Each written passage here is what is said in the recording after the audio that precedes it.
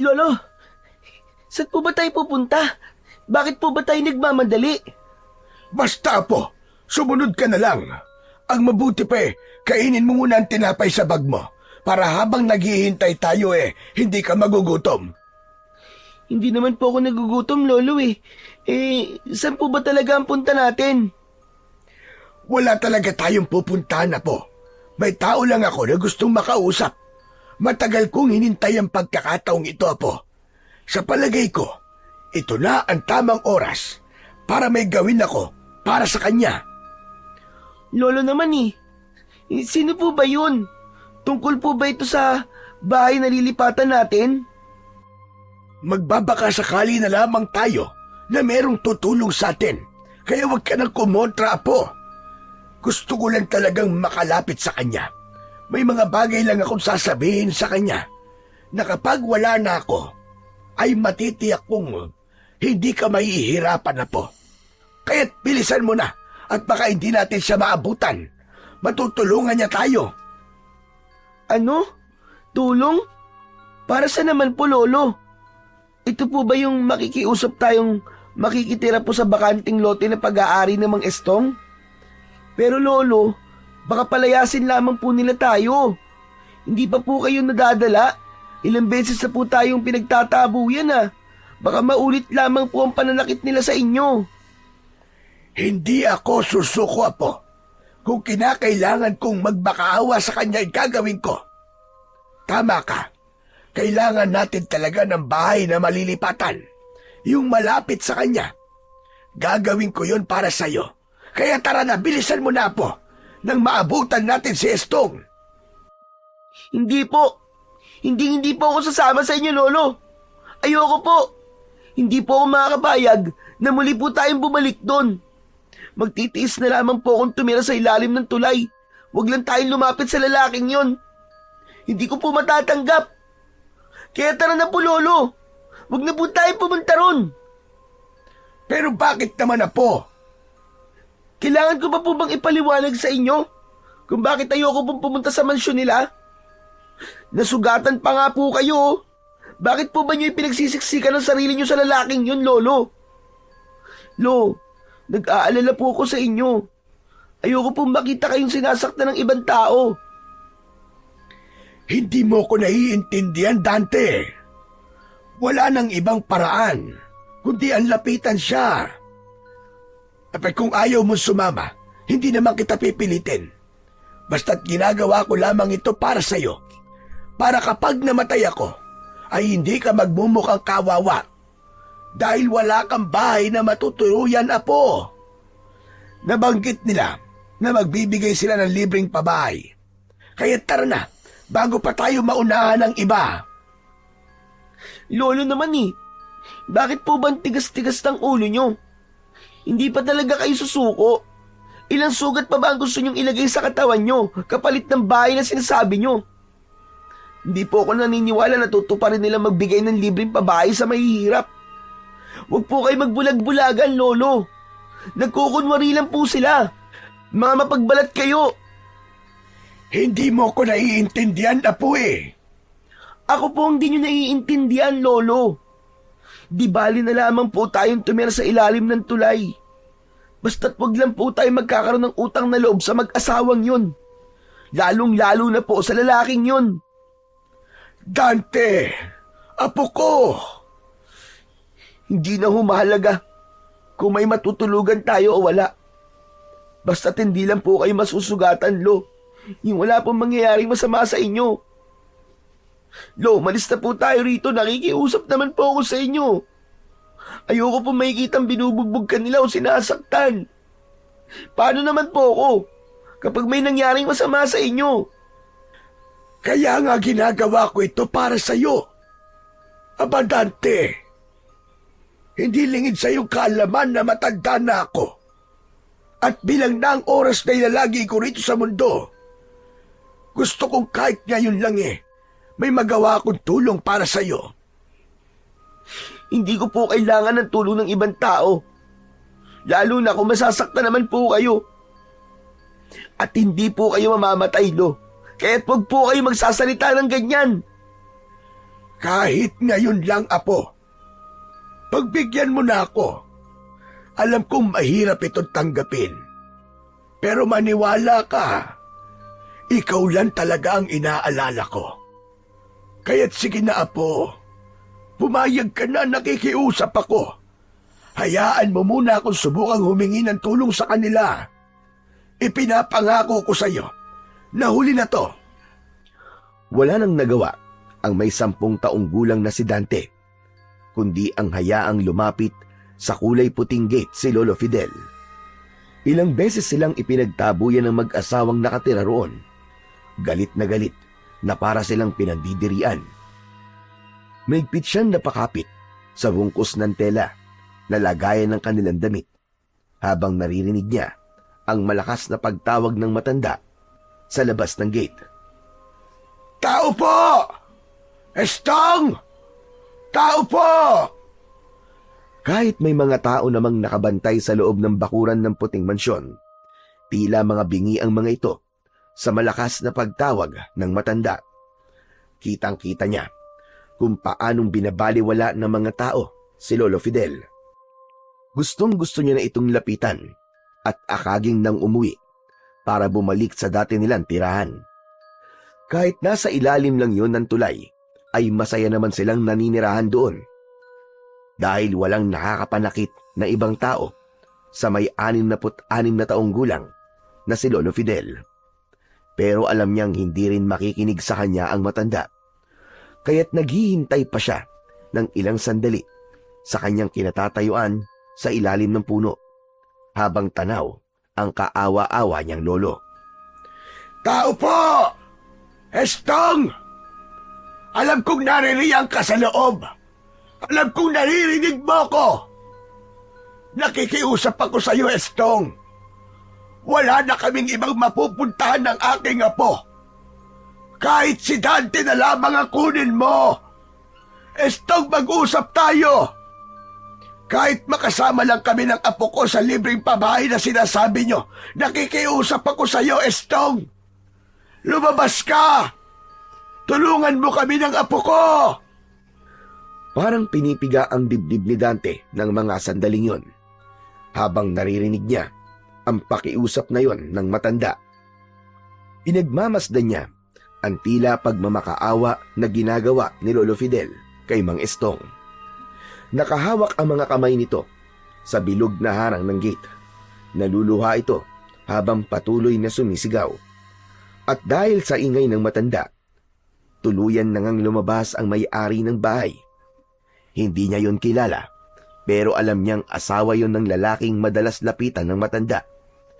Nakahawak ang dalawa nitong kamay sa bewang at galit na humarap kay Lolo Fidel. Mula sa kanyang kinatatayuan ay naririnig niya ang malakas nitong boses. Ano na naman ba ang kailangan nyo sa asawa ko? Kaya aga-aga binubulabog nyo ang pagpapahinga ko. Nakakaistorbo kayo ah. Hindi ba kayo nadadala sa ginawa ng mga tauhan ko sa inyo? O baka naman gusto nyo maulit ang pananakit nila sa inyo? Nakikiusap ako sa iyo, Martina. Si Estong ang gusto kong makausap. Nasaan siya? Ako ang masusunod kung kailan at kung sino ang kanyang kakausapin. Kaya't ang mabuti pa, lumayas ka na sa harap ng pamamahay ko. Hindi kayo nararapat na tumungtong sa lupain ko. Martina, huwag mo naman akong ipagtabo yan. Mahalaga lang na makausap ko siya. Kahit para na lamang sa aking apo. Nakikiusap ako sa iyo, Martina. Lumayas kayo rito. Alisin nyo mga kamay nyo sa gate ng bahay ko. Nakakadiri ka. Baka marumihan ng kamay nyo ang gate ko. Wala akong pakialam sa apo nyo. Lalong-lalo na ang asawa ko. Kung ayaw niyong pagsisiyan ang gagawin ko sa inyo, umalis na kayo sa harap ng pamamahay ko. Alis! Alis! Hindi na nakatiis si Dante. Nilapitan niya ang babaeng tumutulak sa dibdib ng kanyang lolo. Bago pa man siya makalapit, ay natumba na si Lolo Fidel. Bumagsak ito sa lupa na muntik pang tumama ang ulo nito sa malaking bato na nakausli sa kalsada.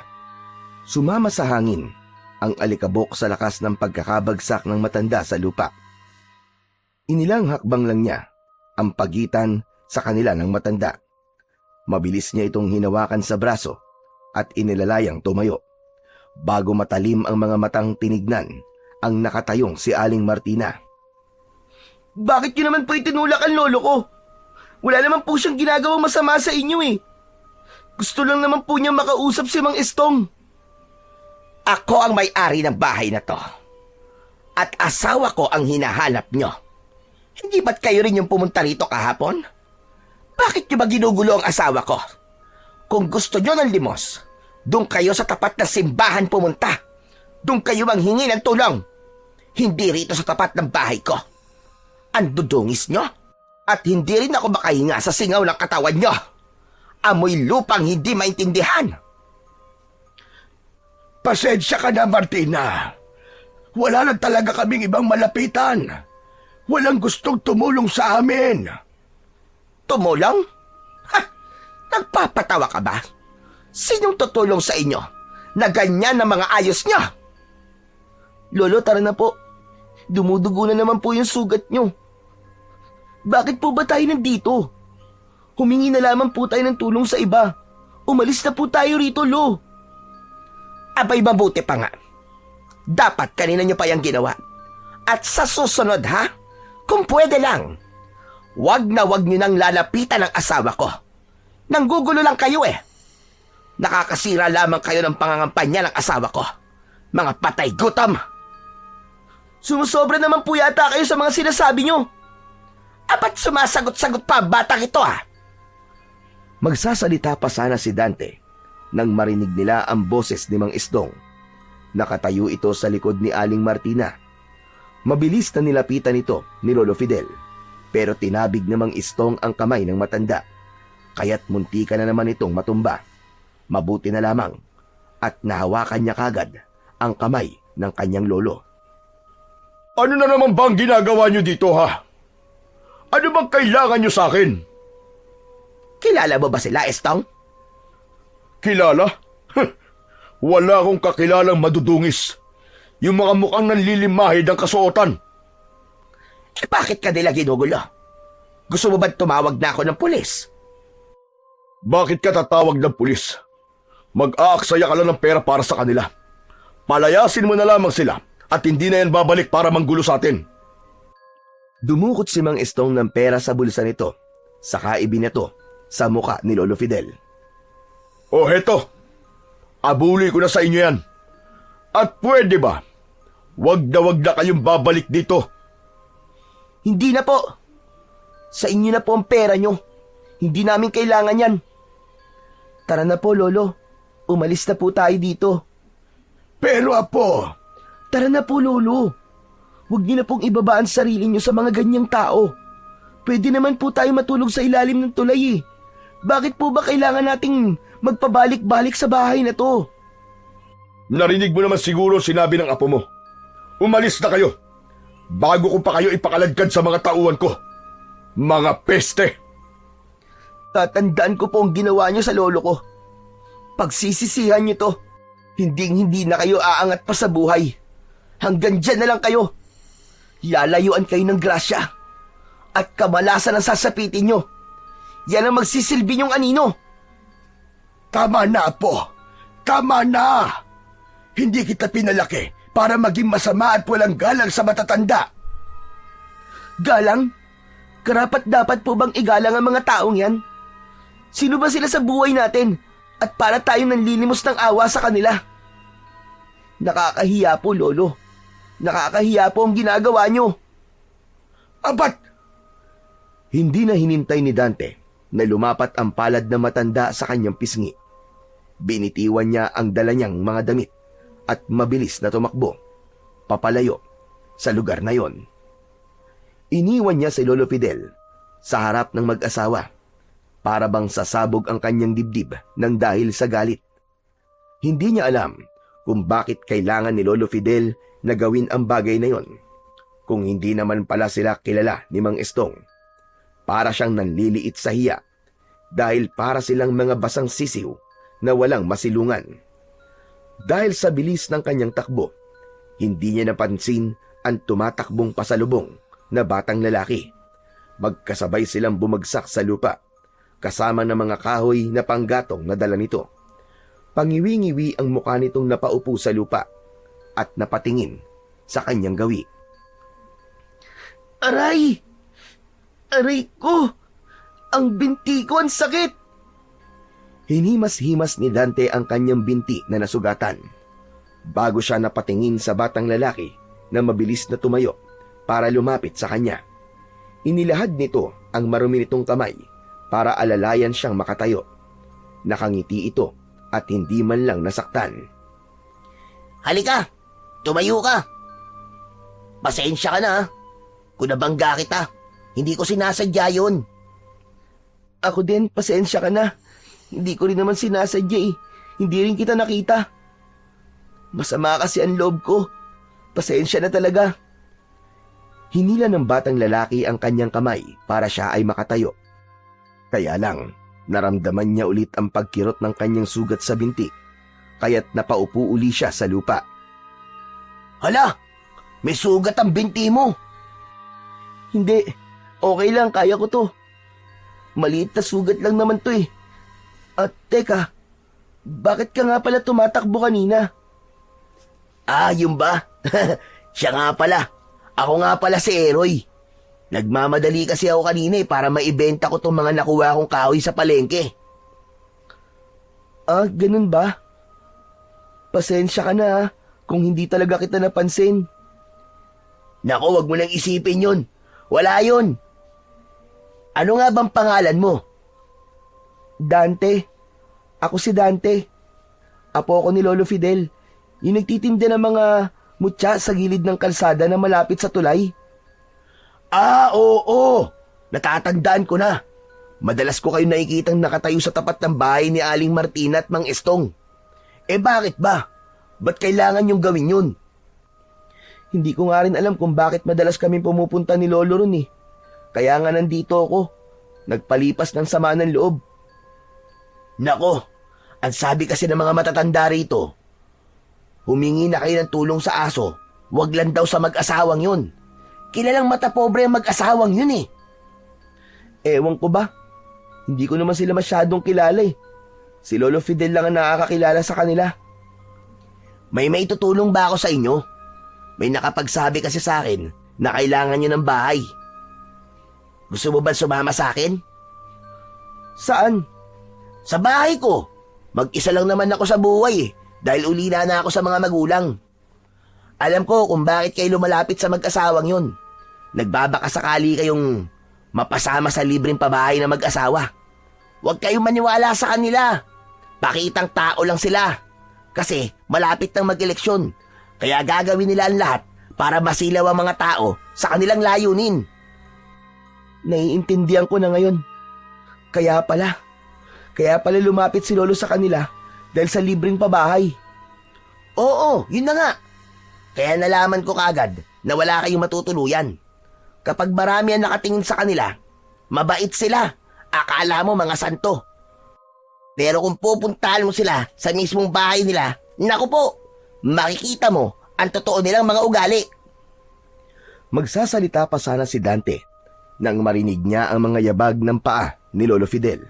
Humihingal pa ito na nagsalita, dala ang nabitiwang mga damit ni Dante. Apo, bakit mo naman ako iniwan doon? Nabigla lang naman ako. Tara na, umuwi na tayo. Hindi na ako lalapit sa kanila. Pasensya ka na. Hindi ko sinasadya mga nasabi ko. Lolo, pasensya na rin po kayo. Hindi ko naman po sinasadyang iwanan kayo kanina eh. Hindi ko po talaga matanggap yung mga sinabi nila sa atin. Ay lo, si Eroy nga po pala, bago kong kaibigan. Sinabi niya po sa akin na pwede raw po tayo sa bahay niya. Wala raw naman po siyang kasama dun eh. Sa kanya po muna tayo tumira lo, kahit pansamantala lang, habang wala pa po tayong bahay na nahahanap na pwede nating lipatan. Abay, sigurado ka ba, Eroy? Napakabuti mo naman bata. Yun nga po, tulad naman po na sinabi ni Dante, wala naman po akong kasama sa bahay eh. uli lang lubos na po ako. Ito po pala ang hanap buhay ko. Nagbebenta po ako ng mga kahoy sa bayan. Maraming salamat sa iyo, Eroy. Pero, hindi ba nakakahiya sa iyo? Nako, huwag niyo na pong isipin yun, Lo. Tara na po. Mukhang may sugat po kayo. Marunong din po ako manggamot. Ako rin naman. Sige, pansamantala lang ang pagtira namin sa bahay mo, ha? Aalis din kagad kami kapag nakahanap na ako ng malilipatan naming bahay. Wala pong problema yun. Tara na po, Lo. Bago umalis, ay pinagtulungan muna nilang pulutin ang mga nagkalat na kahoy sa lupa. Tinulungan niya ito bilang pasasalamat sa kabutihan ng bago niyang kaibigan. Napansin niya na parang hindi ito nag-iisa sa buhay dahil maayos ang kasuotan nito at amoy ilang-ilang ang damit. Malinis tignan si Eroy, kamay lang nito ang marumi. Kung susuriin, ay para itong anak ng mayaman. Nang matapos na sila sa pagpupulot ng mga kahoy, ay sinimulan na rin nilang maglakad papunta sa bahay ni Eroy. Habang nasa daan sila, ay napansin naman ni Dante ang pananahimik ni Lolo Fidel. Nasa hulihan nila ito at kahit hindi niya ito nakikita, ay alam niyang panay ang punas nito sa luhang umaagos sa pisngi. Naluluwa silang nagkatinginan ni Eroy. Ramdam na ramdam din niya ang awa sa puso ng bago niyang kaibigan. Malayo pa ba tayo? Narito na tayo. Ayun oh, sa gitna ng ilog. Sinundan ni Dante ng tingin ang itinuturong bahay ni Eroy. Halos magulat siya sa magandang itsura ng kubo. Gawa yun sa dahon ng anahaw at kawayan. Napapalibutan ito ng kakaibang mga halamang namumulaklak, katulad na lamang ng mga rosas, gumamela at santan. Napansin din niya ang marami nitong alagang mga tarsier o mamag. Ang mamag ay isa pang tawag sa Philippine tarsier, isang maliit na primate na matatagpuan sa Pilipinas, partikular na sa Bohol, Samar, Leyte at Mindanao. Kilala ito sa malalaking mata, mahabang buntot at kakayahang tumalon ng mataas. Ang mga mamag o tarsier ay aktibo sa gabi at nagpapahinga pagsapit ng araw. Nagtatakang napasulyap si Dante sa nakangiting si Eroy. Wow! Ang ganda-ganda naman ng bahay mo, Eroy. Saka ang dami mong alagang mga mamag ah. Ayan ba? Naging libangan ko na ang pag-aalaga ng halaman at mga mamag eh. Sila yung nagsisilbi kong pamilya at tagapagbantay na rin sa tuwing sumasapit ang gabi. Lolo, nakita niyo po ba? Ang ganda-ganda po ng bahay niya, di ba? Oo. Maganda nga po. Malawak ang bakuran at malinis at walang halaman. Lo, teka. Malabo na po ba ang mga mata niyo? Hindi niyo po ba nakikita ang maraming halaman sa bakuran? Dito na lang po tayo tumira sa bahay ni Eroy, Lo. Pero sigurado ka na ba, Apo, na gusto mong tumira dyan? Oo naman po, bakit hindi? Saka mukha pong tahimik at maganda ang paligid. Sariwa din po ang ihip ng hangin. Tara na po, tayo na pong pumasok sa loob ng bahay. Hindi maalis ang malawak na pagkakangiti sa labi ni Dante habang nakatingin ng diretso sa mga mata ng kaibigan. Magaan ang loob niya kay Eroy at pakiramdam niya ay mabuti itong tao. Kaya nagtataka siya kung bakit kanina pang hindi nagsasalita si Lolo Fidel. Nakatingin lang ito sa kanyang kaibigan. Hinawakan ni Eroy ang kanyang kamay at hinila siyang papasok sa loob ng bakuran nito. Pagdating nila sa loob, nakita niya ang magandang itsura ng bahay. Wow! Grabe! Hindi ako makapaniwalang may ganito palang bahay rito. Kahit hindi sementado, ay para na rin pang mayaman. Ang galing po, Lolo, no? Mukhang magugustuhan ko pong tumira dito, Lolo. Huwag kang masyadong malikot, Dante. Baka makasira ka ng mga gamit ng kaibigan mo. Nako, ayos lang po yun, Lolo. Ituring niyo na pong bahay niyo ito. Para ko na rin pong kapatid si Dante. Pwede ko po ba kayong mayakap, Lolo Fidel? Aba, oo naman. Pumarinig ka. Napansin ni Dante ang lungkot sa mga mata ni Eroy. Pati na ang kakaiba nitong pagyakap sa matanda. Tuwang-tuwa naman si Lolo Fidel sa ginawang yon ni Eroy. Sandali ko lang po kayong iiwan, Dadaling ko lang po ito sa bayan. Ano po pala ang gusto nyong pasalubong, Lolo? Ha? Nako, huwag ka na mag-abala pa. Sige na po. Kahit ano lang po ang ipapasalubong ko sa inyo. Dito man lang po makabayad ako sa utang na loob na ginawa nyo sa akin noon. Hala, kung ganun po Lolo, magkakilala po pala kayo ni Eroy.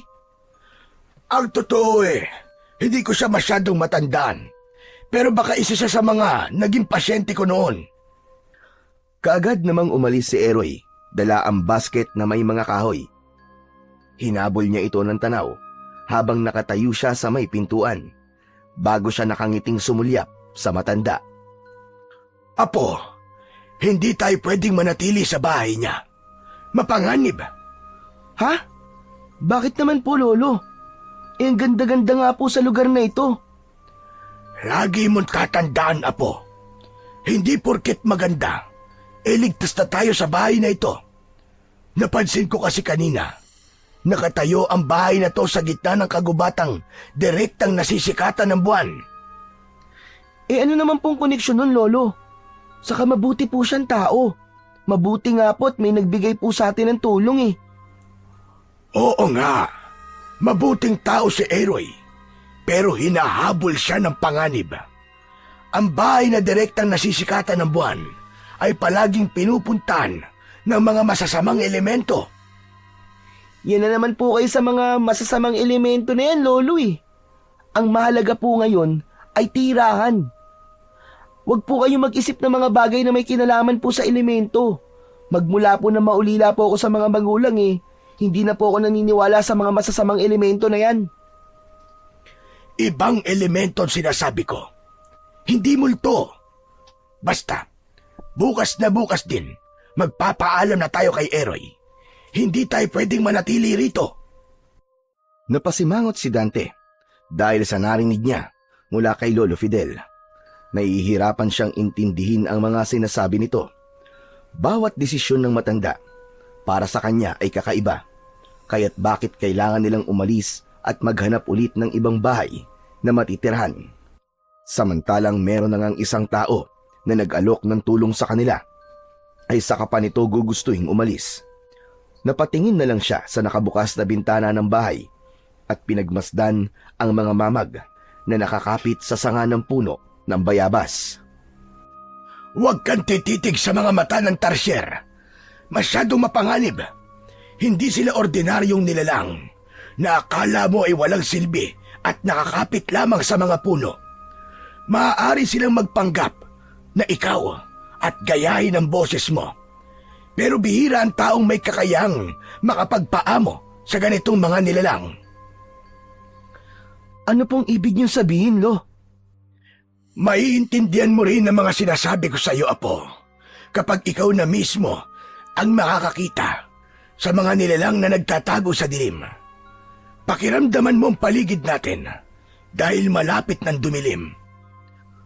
Lolo naman huwag niyo naman po akong takutin. Hindi kita tinatakot, Apo. Gusto ko lang maging handa ka sa mga mangyayari. Ang totoo ay hindi ko masyadong kilala si Eroy. Naging pasyente ko lang siya dati. Hindi ko lang kagad siya nakilala kanina. At ang biglang pagsulpot niya sa baryo natin ay palatandaan ng isang panganib. Kaya alam ko na kung bakit marami ngayon ang nawawalang bata sa baryo natin. Sinasabi niyo po bang si Eroy po nangunguha ng mga bata? Hindi. Hindi yun ang tinutukoy ko. Ang sinasabi ko ang dahilan kung bakit siya naririto. Kapag wala na ako, huwag kang aalis sa tabi niya. Dahil marami na ang nabibiktima ng mga aswang dito sa baryo ng Alimpuyong. Akala ko, kapag umalis tayo sa bahay na ito, hindi ka hahabulin ng mga masasamang nilalang. Ang iniisip ko, marahil ay may dahilan kung bakit pinagtagpo kayo ni Eroy. Aswang, Lo? Totoo po ba ang mga aswang? Oo, Apo. At may dahilan kung bakit tayo napunta sa lugar na ito. Halata ang pag-aalala sa kilos ni Lolo Fidel nang sumulyap ito sa labas ng bintana. Hinawakan siya nito sa balikat at hindi umaalis sa kanyang tabi. Napayuko siya sa kanyang paanan. Sa kanya lang nakita ang malaking sugat sa tuhod ng matanda. Lolo, maupo na muna po kayo. Nakalimutan po ni Eroy na gamutin ang sugat niyo eh. Oo nga. Munti ko na makalimutang may sugat ako sa tuhod. Ang mabuti pa ikuha mo ako ng bulaklak ng gumamela sa labas ng bakuran. Hindi po kaya magalit si Eroy kung pipitas po ako ng bulaklak? Hindi siya magagalit dahil alam niyang gamot sa sugat ang bulaklak. Sige na, at nakakahiya naman kay Eroy kung siya pa ang gagamot sa akin. Mabilis na sumunod sa utos ng matanda si Dante. Sa kusina siya dumaan para kumuha ng bulaklak ng gumamela. Pero hindi sinasadyang napatisod siya sa nakalitaw na bato sa lupang tinutungtungan niya. Nadapa siya, sakto sa may ilog. Nakita niya ang refleksyon ng kanyang muka sa malinis na tubig. Halos manlaki ang kanyang mga mata nang makita ang itsura ng bahay sa refleksyon ng tubig. Ilang beses pa niyang tinignan ang kubo bago titigang ulit ang tubig. Napaupo sa lupa si Dante at sunod-sunod na napalunok. Ano to? Namamalikmata lang ba ako? Paanong... Muli niyang tinignan ang refleksyon ng bahay sa ibabaw ng tubig. Mas maganda ang kubo at ang mga bulaklak ay hindi totoong gumamela. Lahat ng mga yon ay mga mamag na walang tigil sa pagkurap ng malalaki nitong mga mata. Dala ng kuryosidad, nilapitan niya ang gumamela.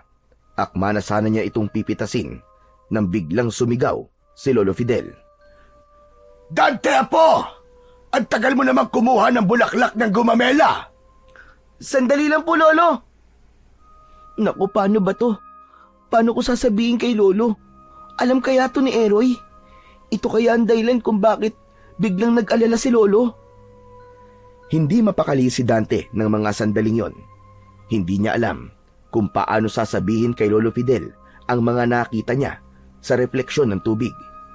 Hindi nagtagal ay lumabas na rin ito sa labas ng bahay. Bakit ka ba natatagalan, ha, Dante? Kanina pa kitang nakikitang nakatayo lang sa harap ng bulaklak ng gumamela. Ano ba nangyayari sa'yo? Ha? Kasi po ano po kasi? Ay nako, ako na nga ang kukuha ng gumamela. Para kang ibinabad sa suka na parang may kinatatakutan ka. Huwag, Lolo! Huli na para mapigilan pa ni Dante si Lolo Fidel sa pagpitas nito sa gumamela. Wala naman siyang nakitang reaksyon sa gumamela. Ilang beses siyang sumilip sa ilog at nagulat siyang totoong gumamela na yon at hindi buhay na mamag. Iniisip mo siguro sinabi ko kanina, kaya ka nagkakaganyan. Hala sige, tara na sa loob at malapit ang dumilim ang paligid. Bakit kaya wala pa si Eroy? Inabutan na siya tuloy ng pagdilim sa daan. Ni wala yatang dalang ilaw yun eh. Akma na sanang papasok sa loob ng bahay sina Lolo Fidel at Dante nang biglang sumakit ang kanyang tiyan. Napakapit siya sa braso ng matanda habang nakabaluktot ang kanyang katawan. Lolo! Aray! Ang sakit-sakit po ng tiyan ko! Abay, ano nangyayari sa'yo, Apo? Ano bang nakain mo? Kaninang umaga pa po tayo hindi kumakain eh. Ang sakit po, Lolo! Aray!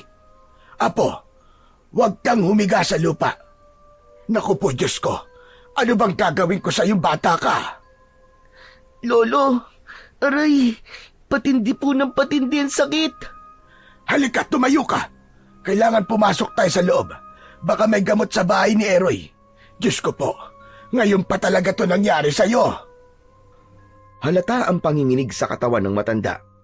Habang pilit na inaalalayang tumayo si Dante. Pero hindi pa sila halos nakakapasok sa loob ng bahay nang biglang kumulog at kumidlat, kasabay ng malakas na pagbuhos ng ulan. At dahil madilim ang paligid, nangapa-ngapa ang dalawa sa daan. Gumuhit ang lamig sa buong katawan ni Dante at mas lalong tumindi ang sakit ng kanyang tiyan. Madali ka! Tumayo ka, Apo! Hindi kita kayang buhatin. Kaya mo bang maglakad? Lolo! Pinilit ni Dante na tumayo, pero napatigil siya sa pagakbang nang mapansin niya ang kakaibang nilalang na nakatayo sa kanilang likuran. Kasabay ng mabahong singaw ng ihip ng hangin sa paligid. Amoy nabubulok na katawan ng hayop. Masakit sa ilong at nakakasuka. Kaya ang nararamdamang sakit ni Dante ay mas lalong tumindi. Lolo! Lolo, may tao po! Saan na po? Baka si Eroy na yon. Sa likod po natin, Lo! Muling gumuhit ang kidlat. Kasunod ang pagdagundong ng kulog. Lumiwanag ang buong paligid. Dito na nila nakita ang isang nilalang na nakatayo sa kanilang harapan. Nahihirapan man silang aninawin ang itsura ng nilalang na yon, pero alam nilang hindi ito pangkaraniwan. Maririnig nila ang pag-angil nito na parabang nauulol na aso. Napaatras sila ng hakbang habang hindi nila inaalis ang kanilang paningin sa nilalang na nakatayo sa harap nila. Lolo, ano pong nilalangan nasa harapan natin? Nakakatakot po ang itsura niya. Diyos ko! Nakapasok siya sa bakuran ng bahay ni Eroy. Sino ka? Anong kailangan mo sa akin? Lolo, papalapit na po siya sa atin. Aray, ang sakit pa rin po ng tiyan ko. Tiisin mo muna, Apo. Diyos ko, tulungan niyo po kami ng apo ko. Tulungan niyo po kami. Muling natigilan ang maglolo nang sa bawat pagkidlat ay dun lamang nila nakita na hindi ito isang tao, kundi isang aswang na kumakain ng lamang loob. Mapupula ang mga mata habang nakangising tumutulo pa ang malapot nitong laway. Takot na takot si Dante ng mga sandaling yon habang mahigpit ang kapit sa kamay ng kanyang lolo Fidel. Lolo, tumakbo na tayo. Umalis na tayo dito. Hindi siya tao, Lolo. Baka kunin niya po ako. Wala tayong mapupuntahan na po. Pumasok ka sa loob at ako na ang haharap sa kanya. Lolo, wag po. Tara na po. Sige na, Apo. Pumasok ka na sa loob ng kubo. Sa pagkalat ng malakas na liwanag mula sa kidlat na gumuhit sa kalangitan, ay tuluyan ng nakita ni Dante ang malahalimaw nitong itsura. Mabalahibo ang mukha nito, pati na ang katawan. Kung hindi siya nagkakamali, ito yung madalas na napapabalitang kumakain ng mga alagang hayop sa kagubatan, at kapag natatagpuan ay wala na ang lamang loob. Wakwak ang tiyan, butas ang dibdib, putol ang braso at paa. Ito rin marahil ang kumukuha sa mga nasasabing nawawalang bata sa kanilang baryo. Nagulat sila nang mabilis itong lumapit sa kanila at binigwasan ito ng suntok si Lolo Fidel, kaya't bumagsak ang matanda sa lupa. Dahil madilim sa kanilang kinaroroonan, hindi niya makita ang matanda. Lo! Lo, nasan ka? Lumayo ka sa kanya, Apo!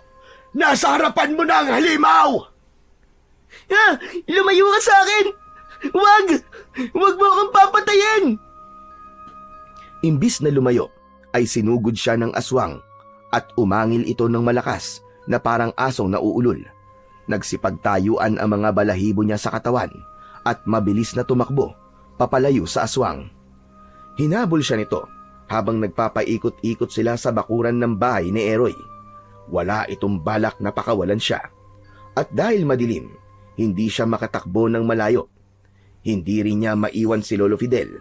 Sinikap niyang magtago sa makapal na damuhang nadaanan niya. Saktong nakalubog siya sa malalapad na dahon ng gumamela nang dumaan sa kanyang harapan ang umuugong na aswang at panay ang linga sa paligid. Sa dinami-rami ng lugar na pagtitigilan nito ay doon pa sa kanyang tapat kung saan siya nagtatago. Halos marinig niya ang malakas na kabog ng kanyang dibdib. Mabuti na lang at umuulan, hindi siya maaamoy ng aswang. Maya-maya pa ay umalis na ito sa kanyang harapan. Tiniyak na muna niyang nakaalis ito bago siya lumabas sa kanyang pinagtataguan. Pero nagulat na lamang siya nang biglang may dumakot sa kanyang leeg. Umangat ang kanyang paa sa lupa. Habol ang kanyang hininga habang sinasakal siya ng aswang. Lolo! Lolo, tulungan niyo po ako! Bitiwan mo ang bata, halimaw ka! Kundi, hindi ako magdadalawang isip na labanan ka at patayin! Labanan! Hindi na kayo makakawala sa akin! Hindi kayo magagamit laban sa akin! Lolo! Lolo, tulungan niyo ako! Halos hindi na siya makahinga sa mahigpit na pagkakakapit ng kamay ng aswang sa leeg niya. Parang may kung anong masakit ang bumaon sa kanyang tiyan. Halos manlaki ang kanyang mga mata nang dahan-dahan itong ibinaon ang matulis nitong kuko sa kanyang sikmura. Wag! Wag mo sasaktan ang apo ko! Dumampot ng kahoy si Lolo Fidel sa lupa. Saka tumakbo ito papalapit sa kanilang kinaroroonan. Magkakasunod na paghampas sa braso ang ginawa ni Lolo Fidel gamit ang matigas na kahoy. Naramdaman ni Dante ang pagguhit ng sakit mula sa bumaon na kuko sa kanyang tiyan. At dahil hindi sumuko ang matanda sa paghampas sa kamay ng aswang, nabitiwan ng nilalang na yon ang kanyang leeg at hindi natuloy ang pagbaon ng kuko nito sa kanyang tiyan. Bumagsak siya sa lupa. Dala ng matinding galit ng aswang para kay Lolo Fidel ay ito naman ang binalingan. Pagapang niyang pinigilan ng aswang, niyakap niya ng maigpit ang dalawa nitong binti para hindi ito makalapit sa matanda. Ngunit nadakot na nito ang leeg ni Lolo Fidel. Hayop ka! Bitiwan mo ang lolo ko! Halimaw ka! Buong lakas na kinapitan ni Dante ang binti ng aswang dahil nakita niyang umangat ang paa ni Lolo Fidel sa lupa, kasabay ang pagpatak ng dugo mula sa sugat nito sa leeg. Tumulo rin ang dugo sa kanyang muka nang butasin ng matutulis nitong kuko ang tiyan ni Lolo Fidel. Tila nanigas ang buo niyang katawan nang makita ang pagkikisay ng paa ni Lolo Fidel. Natulala siya sa kanyang mga nasaksiyan. Lolo! Apo ko! Lolo! Ito ang napapala ng matandang mahilig makialam. Limaw ka! Anong ginawa mo sa lolo ko? Buong lakas na kinagat ni Dante ang binti ng halimaw. Dahil sa sakit ng pagbaon ng ngipin niya sa laman ng aswang, nabitiwan ito ang kanyang lolo. Kitang-kita niya na bumagsak ito sa lupa habang nag-aagaw buhay. Pero dahil sinaktan niya ang binti ng halimaw, hindi niya na nalapitan ang nakahandusay na matanda dahil muli siya nitong sinakal. Kung ganon, ikaw pala talaga ang sugo ayon sa propesiya. Ngunit wala ka naman palang kwenta dahil isa ka lamang paslit na lampa. Hayop ka! Pinatay mo ang lolo ko! Papatayin din kita! Magbabayad ka sa ginawa mo! Humalakhak ng malakas ang aswang. Para bang ipinapakita nitong hindi ito natatakot sa pagbabanta niya. Sa halip, ibinuka pa nito ang bibig sa tapat ng mukha niya at sumigaw ng pagkalakas-lakas. Amoy na amoy niya ang mabaho nitong hininga. Amoy yun ng nabubulok na karne ng tao. Napalingon ng aswang nang tila may nakita itong nakatayo mula sa dilim. Narinig niya ang boses ni Eroy. Pakawalan mo si Dante! Dahil kung hindi, matutunaw ka ng liwanag na nanggagaling sa palakol ko! Tila nagkaroon siya ng pag-asa nang marinig ang boses ni Eroy. Meron itong hawak na palakol, kasabay ng pagtaas nito sa ere ng sandata. Parang nasisilaw na napataklob ng palad sa mga mata nito ang aswang, kaya naman nabitiwan nito si Dante. Bumagsak siya sa lupa na malapit sa nakahigang si Lolo Fidel. Gumapang si Dante na pilit hinahanap ang kamay ng kanyang lolo habang walang tigil sa pagpatak ang luha sa kanyang mga mata. Ilayo mo sa akin yan! Ikaw ang lumayo, demonyo ka! Layuan mo si Dante kung ayaw mong patayin kita gamit ang palakol ko! Gigil na itinaas ni Eroy ang hawak niyang palakol. Kahit basang-basa na ito ng ulan, ay hindi ito umaalis sa pagkakatayo. Ang pinagtatakhan niya lang ay wala naman siyang nakikitang liwanag mula sa sandata. Mas lalong nanlaki ang kanyang mga mata nang makita niyang nagsitalon ang mga mamag papunta sa kinaroroonan ng aswang. Pinagtulungang kalmutin ng mga ito ang halimaw na nakatayo sa kanilang harapan. Napasigaw ito sa sobrang sakit dahil sa pag-atake ng mga tarsier. Sige, parusahan niyo ang aswang na yan. Hindi marunong matakot. Pati ang bakuran ko na balot ng proteksyon ay sinira niya. Sige, patayin niyo siya! Galit na galit ang boses ni Eroy habang inuutusan nito ang nasa 8 mga tarsier. Takot na takot ang aswang at kitang-kita ni Dante ang pagbaon ng mga kuko ng mga mamag sa katawan ng aswang. At nang hindi ito makatiis, mabilis itong tumakbo papalayo para tumakas. Saka lang naalala ni Dante si Lolo Fidel. Pagapang na nilapitan niya ang nakahandusay na si Lolo Fidel. Dilat ang mga mata nitong wakwak ang tiyan dahil sa ginawa ng aswang. Ayaw niyang tignan ang itsura ng matanda. Para siyang unti-unting nauupos na kandila. Naramdaman niya ang paglapit ni Eroy sa kanya. Malakas din itong napahagulgol at napaluhod sa lupa. Magkasabay silang umiyak habang hawak ang katawan ng kawawang matanda. Lolo! Lolo, gumising ka! Lolo, ligtas na tayo! Imulat niyo ang mga mata niyo, Lolo! Magsalita ka! Kinalog-kalog niya ang katawan nito habang nakahiga sa putikan. Gusto niyang isipin na panaginip lamang ang lahat na hindi patay si Lolo Fidel. Nanginginig ang kanyang kamay na muling hinawakan ang matanda.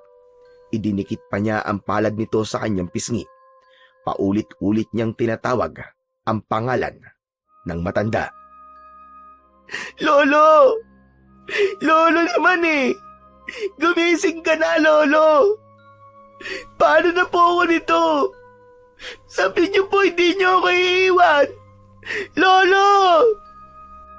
Patawarin mo ako, Dante. Nauli ako ng dating. Hindi ko dapat kayo iniwan eh. Kasalanan ko to.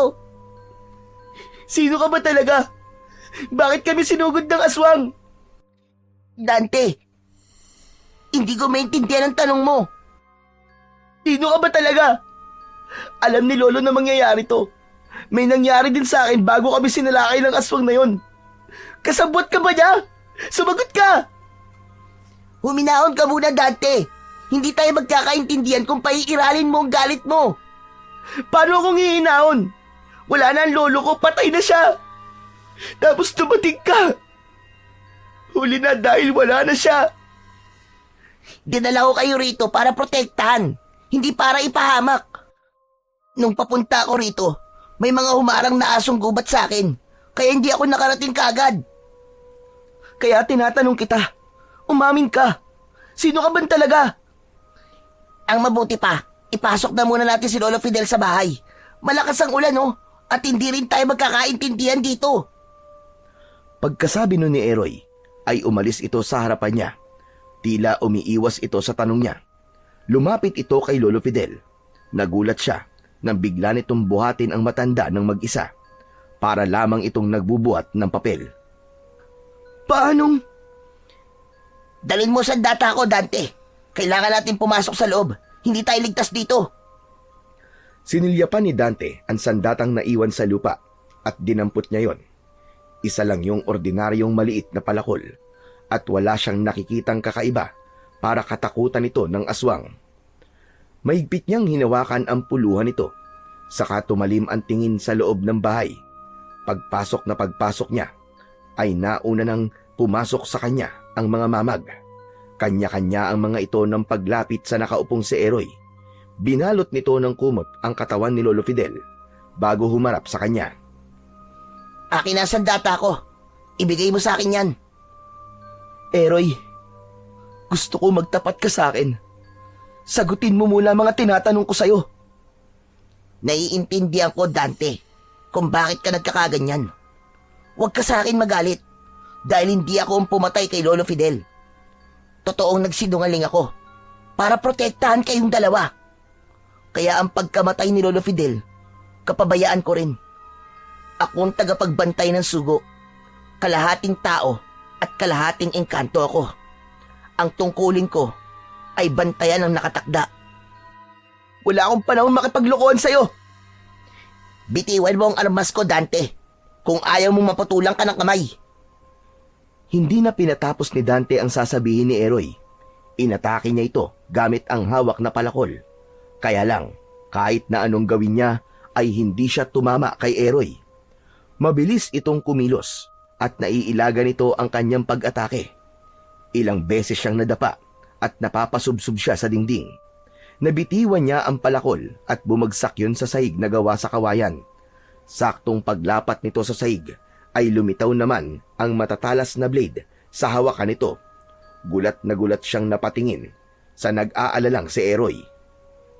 Kung natagalan pa ang paghawak mo sa sandata ko, baka ngayon, putol na ang kamay mo. Bakit ganyan ang armas mo?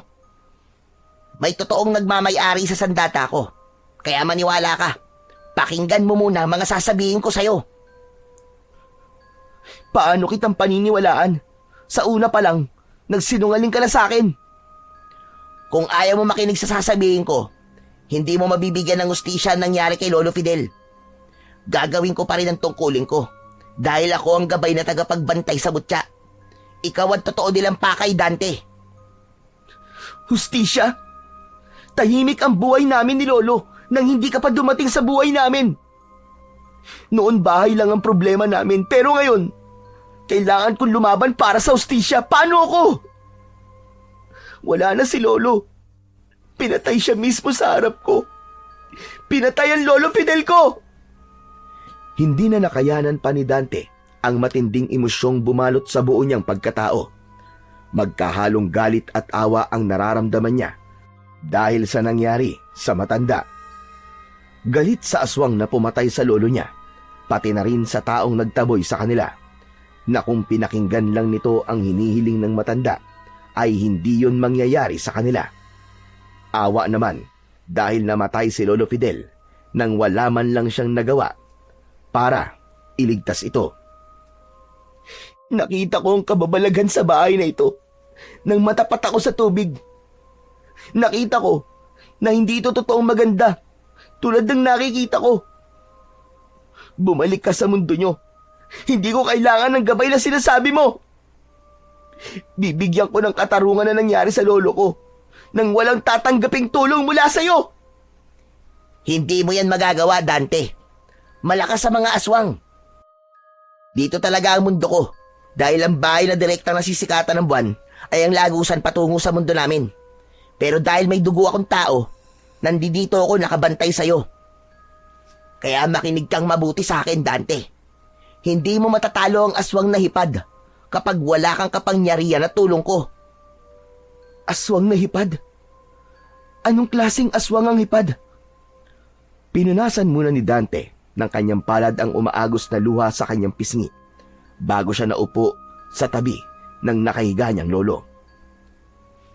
Ang aswang hipad ay isang nilalang na kalahi ng mga balbal. Pero ang kinakain nila ay hindi mga patay, kundi mga buhay na ang edad ay 10 taong gulang na batang lalaki. Sila rin ang dahilan kung bakit marami ang nawawalang mga bata sa baryong ito. Pakialam ko sa mga batang sinasabi mo. Makinig ka muna.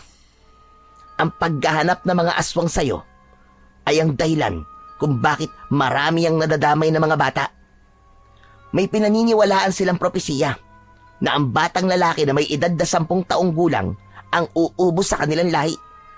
Naniniwala rin silang kung mapapatay nila ang batang nakalagay sa propesiya ay magkakaroon sila ng karagdagang lakas at buhay. Gusto nilang higitan ang 9 na buhay ng mga pusa. Kaya ba kahawig sila ng pusa? Dahil gusto rin nila itong higitan? Hindi yun sa ganon, Dante. Talagang ganon ang kanilang itsura. Kahit na. Hindi na ako matatakot sa kanila. Kahit huli na para rito.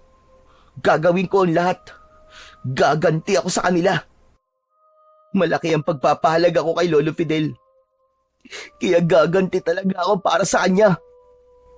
Dante, hindi ko alam na nasundan kayo ng mga hipad. May suot na kwintas ang lolo mo. Kunin mo. Magagamit mo yun laban sa mga aswang. Isang pambihirang mutya na maaaring kilalanin ng aking sandata. Yan din ang dahilan kung bakit kakaiba ang aking palakol. Bakit?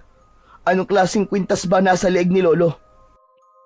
Isa yung pambihirang kwintas na may kakaibang kapangyarihan na binigyan ng bisa ng mga kalahi kong engkanto.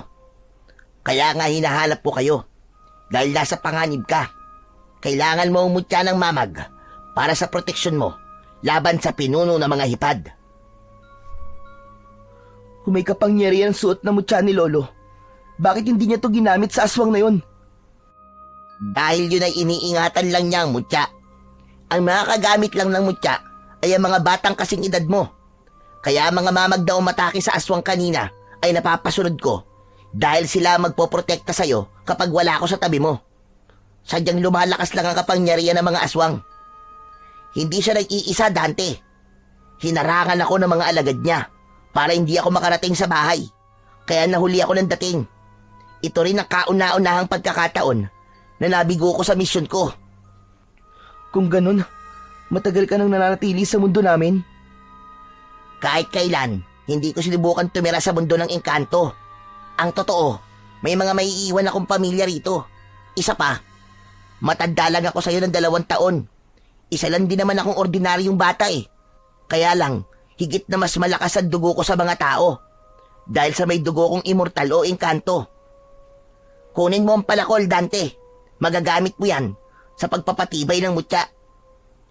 Dahan-dahan ang ginawang pagkuha ni Dante sa kwintas at pagdampot sa palakol sa saig. Usang bumalik at lumbog ang talim na malablade sa hawakan nito. Pinagmasdan niya ang palakol, saka muling sumulyap kay Eroy. Ano ba ang kakayahan ng mutya? Lakas, bilis, at kakayahang utusan ng mga mamag laban sa mga hipad. O kahit ang mga ibang aswang na nabubuhay sa baryong ito ay matatakot sa kapangyarihang taglay mo. Kaya lang, alam kong kaya napasok ng aswang ang ating kubo ay dahil may lakas silang umatake kapag umuulan. Yun ang kapangyarihang taglay nila. Isinuot ni Dante ang kwintas sa kanyang leeg. Nagulat siya sa liwanag na taglay ng mutya. Napaatras siya sa malakas na liwanag na bumalot sa kanyang sandata, maging sa kanyang kwintas. Ang kahinaan ng mutya ay ang masugatang kasabraso na inihahawak mo sa sandata. Ngayon, igala mo ang iyong paningin. Makikita mo ang totoong itsura ng bahay.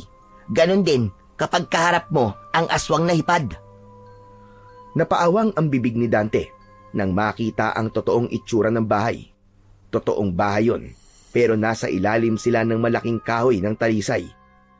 Nabanggit na sa kanya noon ni Lolo Fidel na ang puno ng talisay ay sagradong puno para sa mga engkantong may dugong tao. Taliwas yun sa paniniwala ng iba na balete ang nagiging tirahan ng mga nilalang na nakatira sa ibang dimensyon. Ngayong nakilala ka na ng aswang, hindi magiging madali para sa'yo ang magkaroon ng tahimik na mundo.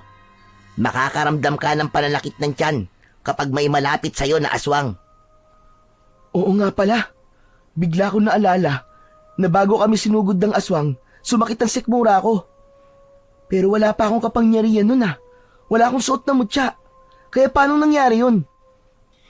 Yun ang palatandaan ng pagiging sugo mo. Ibig sabihin ng sugo, isinilang ka para makipaglaban sa mga halimaw. Siguro naman, malinaw na sa'yo mga sinasabi ko. Oo. Pero paano si Lolo Fidel? Anong gagawin natin sa kanya? Dito natin siya ililibing at hindi natin ipapaalam sa lahat ng mga nangyari sa kanya nang hindi mabulabog ang mga hipad. Pagkatapos, pupunta tayo sa baryo.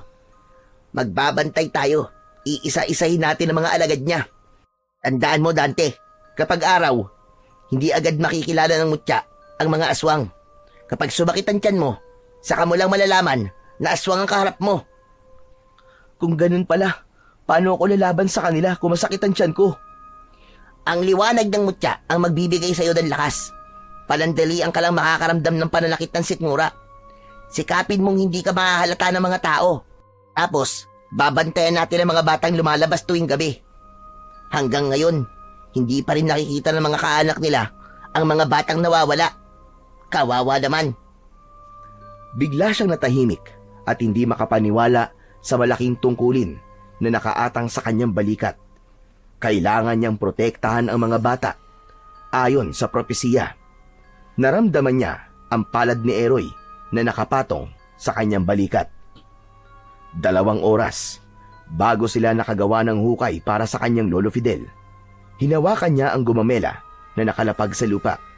Yun ang huling bulaklak na nahawakan ng matanda bago ito mamatay. Isinama niya yon sa hukay nito.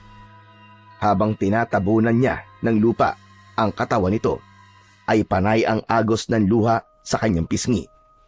Parang alam ng matanda na mamamaalam na ito dahil sa mga naging huling bilin nito sa kanya. Kaya hindi kagad ito nakasagot sa mga tanong niya kanina dahil nakita na nito ang totoong itsura ng bahay ni Eroy. Kinabukasan ay maagang nagising si Dante. Nakita niyang naghahanda na ng mga kahoy si Eroy. Nilapitan niya ito at kinausap. Anong gagawin mo sa mga kahoy na yan? Magmamatsyag na tayo sa bayan. Ang balita ko ay araw ng kampanyahan ngayon. Maraming tao ang lalabas sa kalsada para makita ang kanilang sinusuportahang politiko. Makikipagkamay. Madali na para sa atin ang mahanap at makilala ang mga aswang na nagpapanggap na tao. Pagkakataon ko na para mabigyan ng katarungan ng pagkamatay ni Lolo Fidel. Ilang minuto rin ang pinalipas nila sa paglalakad bago sila nakarating sa bayan.